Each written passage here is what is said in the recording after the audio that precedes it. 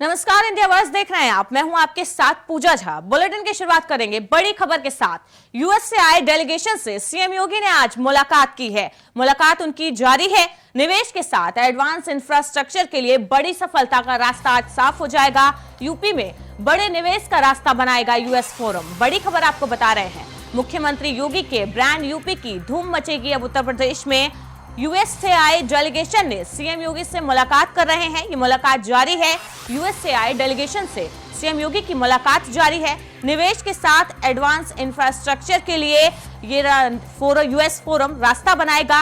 31 concept का US में branding करेगा ये डेलीगेशन। ये जो प्रतिनिधि मंडल आया है यूएस से, ये 3D कॉन्सेप्ट का यूएस में ब्रांडिंग करेगा। GIS 23 से पहले सीएम योगी की ये बड़ी सफलता मानी जा रही है। मुख्यमंत्री योगी आदित्यनाथ के ब्रांड यूपी की धूम अब विदेशों में भी मचेगी। यूएस से आए एक डेलीगेशन ने सीएम योगी आदित्यनाथ से मुलाकात की। ये मुलाकात अभी भी जारी है। सीएम योगी की यूएस से आए डेलीगेशन से मीटिंग जारी है। 31 कॉन्सेप्ट का यूएस में ब्रांडिंग करेगा ये डेलीगेशन, यानी कि GIS 23 से पहले सीएम योगी की को बड़ी सफलता मिलेगी। अब विदेशों में भी उत्तर प्रदेश के ब्रांडिंग की धूम मचेगी। मुख्यमंत्री योगी आदित्यनाथ के ब्रांड यूपी की धूम अब विदेशों में भी मचने वाली है। यूएस से आए एक डेलीगेशन से सीएम योगी की मुलाकात जारी है।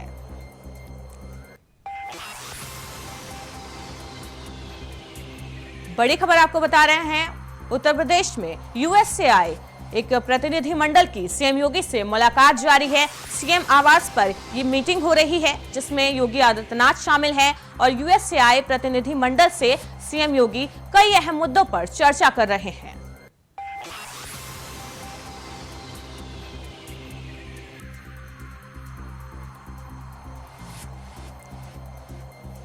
तो मुख्यमंत्री योगी के ब्रांड यूपी की धूम मचने वाली है।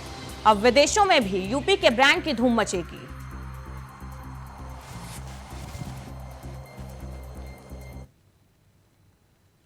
अब गुजरात लेकर चलते हैं, जहां दिल्ली के deputy CM Manish Sisodia press conference कर रहे हैं।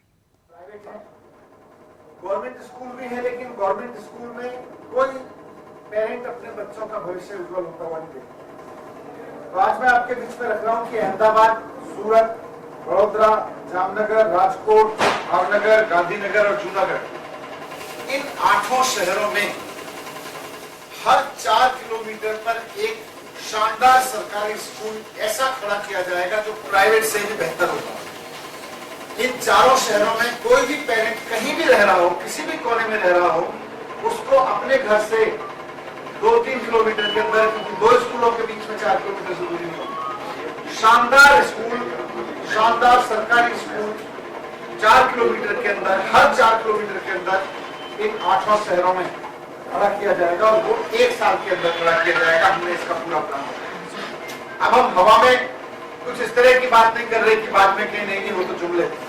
हमने एक स्कूल की मैपिंग कराई है और बहुत जिम्मेदारी के साथ रख रहा हूँ कि इन 8 शहरों में हर स्कूल को हमने स्टडी कर चुके हैं और जहाँ जगह है वहां पे हमने स्टडी कर चुके हैं। हर 4 किलोमीटर पर एक शानदार सरकारी स्कूल यहाँ के लोगों के लिए, यहाँ के पेरेंट्स के लिए दिया जाएगा। और उसका बजट कैसे आएगा, कहां से आएगा, कितना आएगा, हमने गुजरात के बजट को भी स्टडी करा लिया है। तो आज मैं एक बार फिर आप सबके माध्यम से गुजरात की जनता से यही कहना चाहता हूं कि 27 साल से भाजपा को देखा, स्कूलों पे कोई काम नहीं किया। आज मौका है, एक मौका आम आदमी पार्टी को देके देखें। पूरे गुजरात के स्कूल, गांव से लेके छोटे कस्बे से लेके शहर तक के पर एक शानदार सरकारी स्कूल 1 साल के अंदर खड़ा कर दिया जाएगा। ये आम आदमी पार्टी की तरफ से गारंटी। 8 शहरों में तक कितने स्कूल बनेंगे कुल मिलाकर? सारा हमारा टोटल आपको प्लान शेयर कर देंगे। एक शहर का एक स्कूल हमने मैप कर रखा है, कहाँ कितने स्कूल हैं, कितने बच्चे पढ़ते हैं, उनकी हालत क्या है, कमरे कितने हैं, वहाँ सहायक नहीं है, सब हमने। कितने स्कूलों की सर कमी है? स्कूल तो बहुत है। जैसे मैंने बोला कि 1 करोड़ बच्चे पढ़ते हैं और 48,000 स्कूल है, लेकिन वहां सुविधाएं नहीं है। 48,000 स्कूलों में से मैंने बताया आपके पास 32,000 स्कूलों की हालत बहुत है। इनको सबको शानदार करना है, लेकिन 5 साल के अंदर अंदर गुजरात के एक स्कूल को शानदार किया जा सकता है, जैसे दिल्ली के स्कूलों को शानदार किया गया। हर बच्चे को शानदार एजुकेशन का मनीष सर, आपने आपने कल आपने एक बड़ा आरोप लगाया था कि सीबीआई वालों ने आपको ये कहा कि आप जो है छोड़ दीजिए पार्टी, तो वरना आपको अब दिक्कतें आएंगी। अब मुझे कुछ पूछा जा रहा है कि आप नाम बताइए, किसने आपको कहा था शाम 5 बजे का टाइम दिया है और लाइव एडिटर टेस्ट आपको इन सब के लिए तैयार रहिए, अन्यथा आप अपने बात से बैक ट्रैक कीजिए, ये आपको चैलेंज किया जा रहा है। मैं तो इनकी हर चीज के लिए तैयार हूँ, जेल में जाने के लिए तैयार हूँ, लेकिन गुजरात में स्कूल बनना नहीं रुकेगा। और अब गुजरात के लोगों ने ठान लिया है कि अब तो अपने बच्चों के लिए शानदार स्कूल बनवा के रहेंगे। ऐसी पार्टी को चुन के रहेंगे जो स्कूल बनवाती है। ये ईडी सीबीआई का दुरुपयोग करके स्कूल बनाने वालों को जेल में नहीं डाल देगा। मैं बार बार कह चुका हूँ, पहले बीजेपी ने संपर्क किया और उसके बाद कल जब मैं वहां पहुंचा तो वहां भी मुझे यही कहा गया कि आप किस चक्कर में पड़े हो, ये एफआईआर ये सब आपको लंबी चलेगी, आप छोड़ दीजिए। नाम डिस्क्लोज करेंगे आप किन लोगों ने ये किया? वहाँ इतने सारे, मैं तो किसी को जानता नहीं, वहाँ हेडक्वार्टर में कौन कौन है वो तो ये लोग बताएंगे उन्होंने किसको मुकाम दिया। एक सवाल है मुनीष जी, अभी जी चूंकि आपको भगत सिंह की संज्ञा दी, मेरा एक सवाल है कि आप भगत सिंह के अनुयायी हो सकते हैं, फॉलोवर फैन हो सकते हैं, लेकिन क्या दूसरा कोई भगत सिंह हो सकता है? आप कुछ डायरेक्शन चाहेंगे अरविंद केजरीवाल के बयान में, आप तो भगत सिंह मानते हैं? नहीं, भगत सिंह जी के हम केवल फॉलोअर हैं, हम उनके सिंह जी और गांधी जी जितने महान थे, पटेल जितने महान थे, मुझे लगता है कि उन लोगों ने अपनी जिंदगी में जो काम हासिल किया और जिस पायदान पे वो खड़े हैं, हम तो उनके बराबर हैं। लेकिन मुझे लग रहा है कि हमारे अंदर एक अंश भी भगत सिंह जी का है, तो उन्हें ना जेल रोक सकती है, ना इनकी सीबीआई रोक सकती है। हम बच्चों को पढ़ाएंगे, हमें इस बात में मजा आता है जैसे भगत सिंह जी को देश की आज़ादी के लिए लड़ने में मजा आता है। उनका सपना था, आज हमारा सपना यह है कि अपना पूरा जीवन एजुकेशन के लिए समर्पित किया। 75 साल में यही हुआ है। और जब किसी ने पढ़ाने की बात की, इन्होंने हमेशा उसके खिलाफ कुछ करती है, उसको कुछ है। आज मैं खड़ा हुआ हूँ और इस दावे के साथ खड़ा हुआ हूँ कि अब एजुकेशन नहीं रुकेगी। सर कांग्रेस के प्रवक्ता आलोक वर्मा जी का कहना। आगे बढ़ते हैं। फुलवारी शरीफ के मुनौर कॉलोनी में एनआईए की टीम छापेमारी कर रही है। छापेमारी आज सुबह से हो रही है। सूत्रों से मिली जानकारी के मुताबिक गजवाए हिंद नाम से आतंकी विचारधारा का ग्रुप संचालित करने वाला मरगूब उर्फ दानिश के घर पर यह छापेमारी की जा रही है। बता दें कि मरगूब उर्फ दानिश को पुलिस ने कुछ महीने पहले ही गिरफ्तार कर जेल भेज दिया है। देश विरोधी आपत्तिजनक दस्तावेजों को बरामदगी के बाद टीम जांच पड़ताल करने में जुटी है।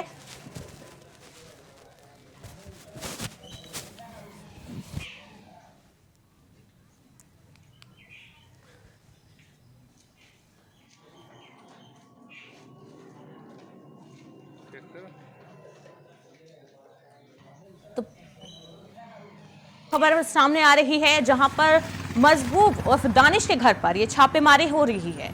इसी खबर पर अधिक जानकारी के लिए हमारे साथ हमारे संवाददाता वरुण जुड़ चुके हैं। तो वरुण, क्या है ये पूरी जानकारी? मरगूब उर्फ दानिश के घर पर एनआईए की टीम ने छापा मारा है। वरुण, आप हमें सुन पा रहे हैं? जी बिल्कुल। तो क्या है ये पूरा मामला? गजवाए हिंद मामले में फुलवारी शरीफ में एनआईए की छापेमारी हुई है। मरगूब उर्फ दानिश के घर पर एनआईए की टीम ने छापा मारा है। जी बिल्कुल।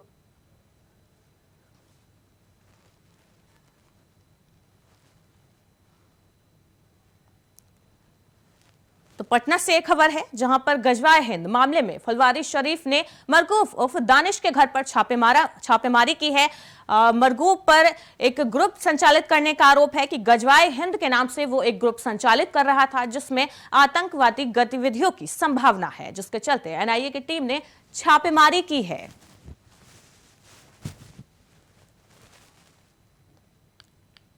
आगे बढ़ते हैं। बुलंदशहर में एनआईए की रेड खुर्जा नगर में हुई है। नेशनल इन्वेस्टिगेशन एजेंसी की रेड एक परिवार के कई लोगों से इस पूछताछ की जा रही है। बुलंदशहर से बड़ी खबर आपको बता रहे हैं, एनआईए की रेड की जा रही है।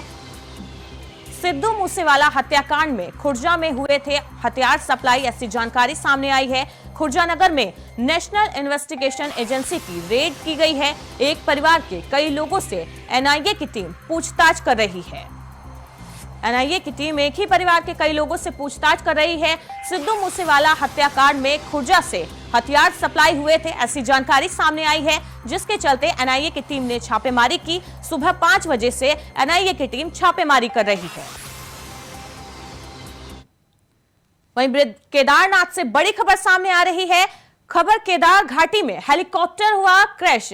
जंगल चट्टी के पास दुर्घटनाग्रस्त हुआ है एक हेलीकॉप्टर। बड़ी खबर आपको बता रहे हैं केदारनाथ से बड़ी खबर आपकी टीवी स्क्रीन पर, जहां पर एक हेलीकॉप्टर क्रैश हो गया है। जंगल चट्टी के पास ये दुर्घटना हुई है। केदार घाटी में यह हेलीकॉप्टर क्रैश हुआ है जिसमें 6 लोगों के मरने की खबर आ रही है। आर्यन कंपनी का यह हेलीकॉप्टर बताया जा रहा है। जंगल चट्टी के पास ये पूरी दुर्घटना हुई है। इस दुर्घटना में 6 लोगों के मरने की खबर है। 6 लोगों के मरने की सूचना आ रही है। बड़ी खबर आपको बता रहे हैं, आर्यन कंपनी का यह हेलीकॉप्टर बताया जा रहा है। इस हेलीकॉप्टर क्रैश में 6 लोगों के मरने की खबर आ रही है। केदारनाथ से बड़ी खबर आपको बता रहे हैं, जहां पर एक हेलीकॉप्टर क्रैश हो गया है। इस हेलीकॉप्टर क्रैश होने हादसे में 6 लोगों की मौत हो गई है। केदार घाटी में यह बड़ा हादसा हुआ है, जहां पर यह हेलीकॉप्टर क्रैश हुआ है। केदार घाटी में जंगल चट्टी के पास यह दुर्घटना हुई जिसमें 6 लोगों के मरने की खबर आ रही है। इसी खबर पर हमारे साथ उत्तराखंड के स्टेट हेड अवनीश प्रेमी जुड़ चुके हैं। अवनीश जी, क्या है ये पूरा मामला? जंगल चट्टी के पास ये हेलीकॉप्टर क्रैश होने की दुर्घटना सामने आई है। देखिए, कुछ देर पहले ये खबर देहरादून पहुंची है कि गौड़ चट्टी के पास ये हादसा हुआ है। आयरन कंपनी का ये हेलीकॉप्टर था जो दुर्घटनाग्रस्त हुआ है और 6 लोगों के मरने की खबर इसमें अभी आ रही है, लेकिन अभी तक कोई आधिकारिक पुष्टि नहीं हुई है क्योंकि आपदा कंट्रोल के जो अधिकारी हैं वो फिलहाल कुछ बताने की स्थिति में नहीं है। दूसरा मैं आपको ये बता दूं, क्योंकि जहाँ पर यह हादसा हुआ है वहां पर अक्सर मौसम काफी खराब रहता है जी। और जो कारण बताया जा रहा है हादसे का वो खराब मौसम को ही बताया जा रहा है। तो अभी कुछ भी कहना जल्दबाजी होगी क्योंकि टीम है जो गौड़ चट्टी के लिए निकली हुई है। आपदा प्रबंधन के लोग भी उनके साथ हैं और स्थिति पर क्या नजर रखे हुए हैं, लेकिन जो अभी फौरी तौर पर सूचना आई है इसमें 6 लोगों के मरने की बात सामने आई है। अवनीश जी, खराब मौसम की वजह से आप बता रहे हैं कि ये हादसा हुआ है, तो क्या पायलट को इस बारे में थोड़ा बहुत भी अंदेशा पहले नहीं लग पाया था कि ऐसा कुछ दुर्घटना होने वाली है इस प्लेन में, ताकि इससे पहले जानकारी दी जा सके इसकी? जैसे मैं कह रहा हूँ ना कि कुछ भी कहना जल्दबाजी है क्योंकि जब तक आधिकारिक कोई बयान नहीं आ जाता कुछ नहीं कहा जा सकता। अभी फौरी तौर पर सूचना हमें मिली है कि हेलीकॉप्टर क्रैश हुआ है, प्राइवेट हेलीकॉप्टर था जो यात्रियों को लेकर वो केदारनाथ जा रहा था। जी अवनीश जी, कितने लोग इस हेलीकॉप्टर में सवार थे? देखिए, फिलहाल जो खबर आई है शुरुआती वो 6 लोगों के मरने की खबर है, लेकिन मैं फिर कह रहा हूँ कि पुलिस या प्रशासन की तरफ से अभी कोई पुष्टि फिलहाल नहीं हुई है। अवनीश जी, पुलिस और प्रशासन से सवाल तो होगा, तो कब तक उनकी तरफ से पुष्टि आने की संभावना है? जैसे अभी टीम वहां पर पहुंची है उसके बाद ही कुछ कह पाएंगे। फिलहाल देहरादून से जो तमाम अधिकारी हैं वो नजर रखे हुए हैं और अपडेट लेने की कोशिश कर रहे हैं। जी अवनीश, इन तमाम जानकारियों के लिए आपका बहुत बहुत शुक्रिया। तो बड़ी खबर है, केदारनाथ से बड़ी खबर है, हेलीकॉप्टर क्रैश हुआ है जिसमें 6 लोगों के मरने की खबर है। आर्यन कंपनी का यह हेलीकॉप्टर बताया जा रहा है। हालांकि इस बारे में अभी तक किसी भी आधिकारिक पुष्टि नहीं हुई है, किसी भी तरह से कोई आधिकारिक बयान नहीं आया है। नहीं पता चल पाया अभी तक कि हेलीकॉप्टर में कितने लोग सवार थे, लेकिन 6 लोगों के मरने की खबर आ रही है। केदारनाथ घाटी में ये बड़ा हादसा हुआ है। जंगल चट्टी के पास एक हेलीकॉप्टर क्रैश हुआ है। इस दुर्घटना में 6 लोगों के मरने की खबर आ रही है। राहत और रेस्क्यू टीम मौके पर पहुंच चुकी है और इस हादसे की जो वजह है उसको पता लगाने में जुटी है।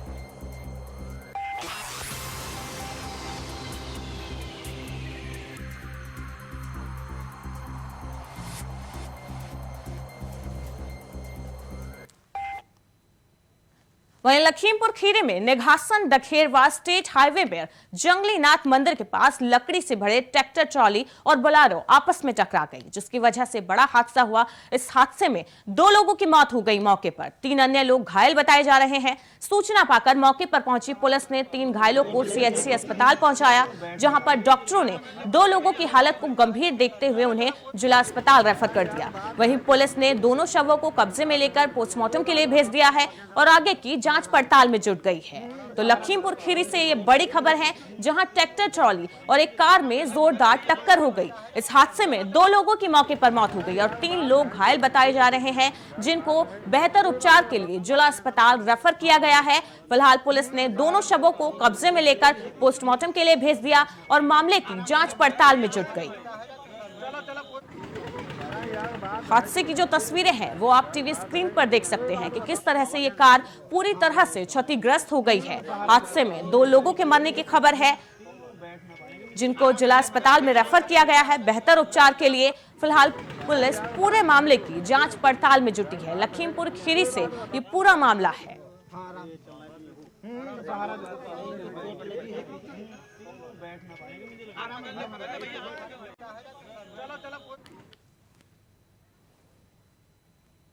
आगे बढ़ते हैं, खबर गोंडा से है, जहां कर्नलगंज में भीषण सड़क हादसा हो गया।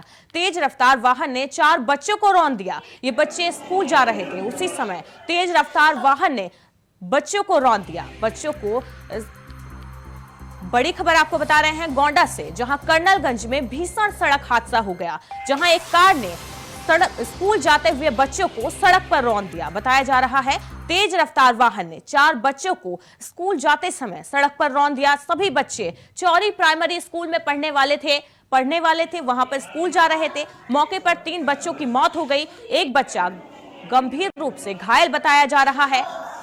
वहीं मरने वाले बच्चों में 2 सगी बहनें शामिल हैं। चौरी ग्राम सभा के सूबेदार पूर्वा गांव के रहने वाले मासूम बच्चे थे ये सभी।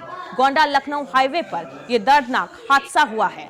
इस हादसे में 2 बच्चों की मौके पर मौत हो गई और एक बच्चा गंभीर रूप से घायल बताया जा रहा है, जिसका अस्पताल में इलाज चल रहा है।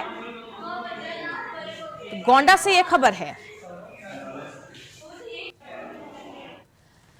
इसी खबर पर अधिक जानकारी के लिए हमारे साथ उमानाथ हमारे संवाददाता जुड़ चुके हैं। तो उमानाथ, गोंडा लखनऊ हाईवे पर यह बड़ा दर्दनाक हादसा हुआ है। बताया जा रहा है कि 3 बच्चों को एक कार ने रौंद दिया। जी बिल्कुल, देखिए भीषण सड़क हादसा है। ये 4 बच्चे जो है एक ही घर के रहने वाले हैं। इनमें से 3 सगी बहनें हैं। ये चारों सुबह जो है वो बगल के ही प्राथमिक विद्यालय चौरी में पढ़ने जा रहे थे और ये जैसे ही सड़क पर पहुंचे थे वैसे एक तेज रफ्तार कार ने जो है इनको टक्कर मार दी और इनको रौंदते हुए निकल गई। हादसे में 3 बच्चों की मौके पर मौत हुई है, जिनमें 2 सगी बहनें हैं।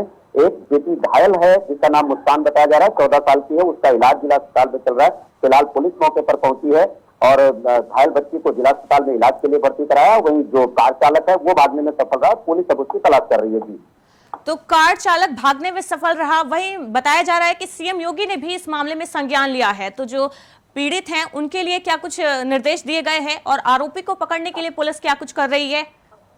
जी बिल्कुल, सीएम योगी ने इस घटना पर गहरा दुख जताया और उन्होंने डीएम व एसपी को तत्काल मौके पर पहुंचकर राहत और बचाव कार्य के निर्देश दिए। जो घायल बच्ची है उसके समुचित इलाज की व्यवस्था कराने के निर्देश दिए। साथ ही साथ जो कार चालक है उसके खिलाफ प्रभावी कार्रवाई करने की भी बात सीएम योगी ने अफसरों को निर्देश दिया। उमरनाथ, जो बच्ची घायल है उसकी हालत इस समय कैसी है? उसकी हालत में सुधार है या स्थिति गंभीर है उसकी? जी, अभी उसकी हालत बहुत बेहद गंभीर है। डॉक्टरों का कहना है कि उसका इलाज किया जा रहा है और ये कुछ घंटे जो है, अगले 24 घंटे उसके लिए बेहद क्रिटिकल हैं। अगर कोई इस तरह की विपरीत स्थिति आती है तो उसको लखनऊ रेफर किया जा सकता है। फिलहाल उसका जिला अस्पताल में इलाज चल रहा है। पुलिस वहां पर मौके पर मौजूद है, डॉक्टर उसका इलाज करने में जुटे हैं। जी उमरनाथ, इन तमाम जानकारियों के लिए आपका बहुत बहुत शुक्रिया। तो गोंडा में तेज रफ्तार वाहन का कहर एक बार फिर देखने को मिला, जहां तेज रफ्तार वाहन ने 4 बच्चों को कुचल दिया। वहीं मेरठ में खुलेआम नशे की प्रतिबंधित दवाई और गांजा बेचते हुए 2 महिलाओं को पुलिस ने हिरासत में लिया। साथ ही आपको बता दें कि दोनों महिला रिश्ते में सास और बहू लगती हैं। दोनों ही घर से नशे की प्रतिबंधित दवाई और गांजा बेचा करती थी।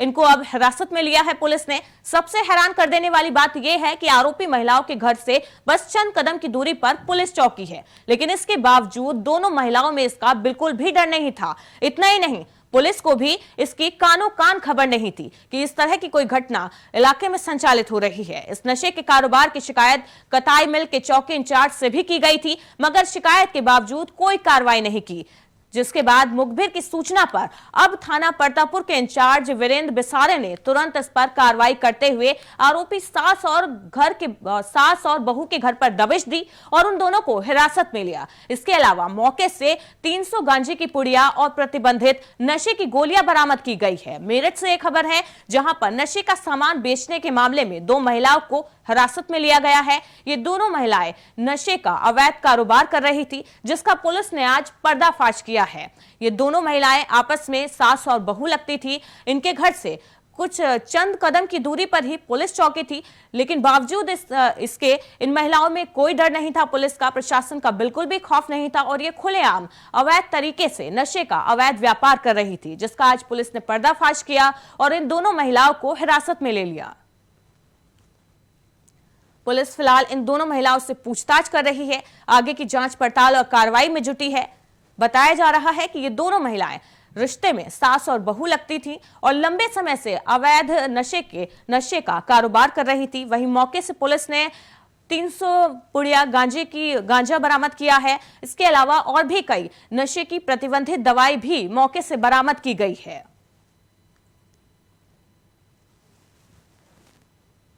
तो गोंडा में अवैध नशे के व्यापार का पुलिस ने पर्दाफाश किया है। नशे का सामान बेचने वाली, नशे की दवाइयां, प्रतिबंधित दवाइयां बेचने वाली सास और बहू को पुलिस ने गिरफ्तार किया गया है। ये महिलाएं लंबे समय से अवैध नशे का कारोबार कर रही थी, प्रतिबंधित दवाइयां बेच रही थी, नशे की जो दवाइयां हैं वो बेच रही थी, जिसका पुलिस ने अब पर्दाफाश किया है। बताया जा रहा है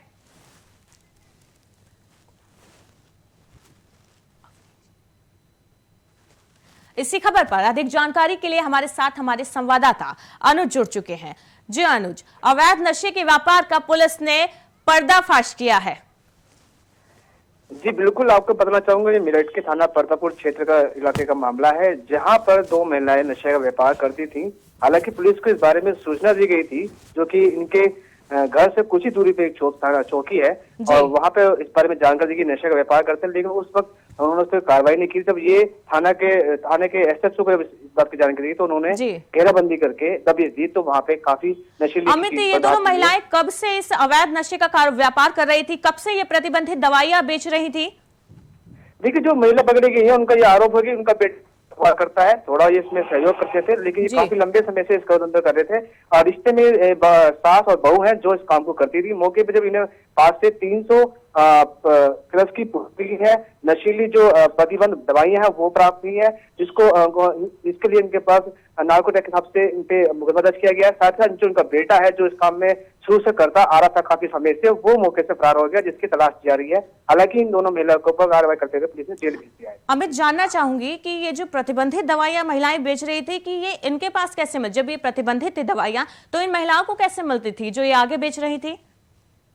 पुलिस के अनुसार ये बताया कि जब से पूछताछ की गई आरोपी महिलाओं से, तो उन्होंने बताया कि इनका बेटा बाहर से ये दवाइयां लाता था, जो कि काफी दिल्ली के एरिया से आसपास के काफी एरिया में यहाँ से दवाइयां मिलती हैं, ये जो यहाँ पे लाके वो पुड़िया के रूप में इन्हें बेचता था। और नशे की जो आसपास के क्षेत्र में इसलिए की जा रही थी क्योंकि वहाँ की युवा पीढ़ी है वो नशे में दिन ब दिन ग्रस्त होती जा रही थी और वहाँ पे ये कारोबार काफी समय से फूल फल रहा था। और जब इसकी बात जी अमित, पुलिस अब आगे क्या कार्रवाई कर रही है? इन दोनों के खिलाफ किस एक्ट में कार्रवाई की जाएगी?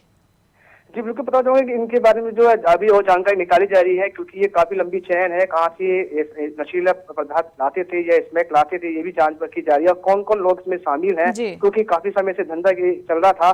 बाकी इन पे जो है नशे की जो कार्रवाई की गई है उनको लेके इन पे और भी कई कार्रवाई है, जैसे कि नशे की पदार्थ के साथ जो कुछ प्रतिबंध दवाइयां उनको भी लेके कि जो प्रतिबंध दवाइयां इन्हें कैसे प्राप्त हो जाती हैं, जो कि बिना डॉक्टर के पर्ची के दवाई नहीं मिल सकती, उनके पास कैसे आ रही है, उन चीजों को देखते हुए तमाम धाराओं में इनके पर मुकदमा दर्ज किया गया है और शासन ने जेल भेज दिया गया है। जी अमित, अब देखना होगा कि पुलिस कब तक इस पूरे गिरोह का पर्दाफाश करवाती है। दोनों महिलाओं को तो हिरासत में ले लिया गया है, लेकिन गिरोह का पर्दाफाश होना अभी बाकी है। तमाम जानकारियों के लिए आपका बहुत बहुत शुक्रिया अमित।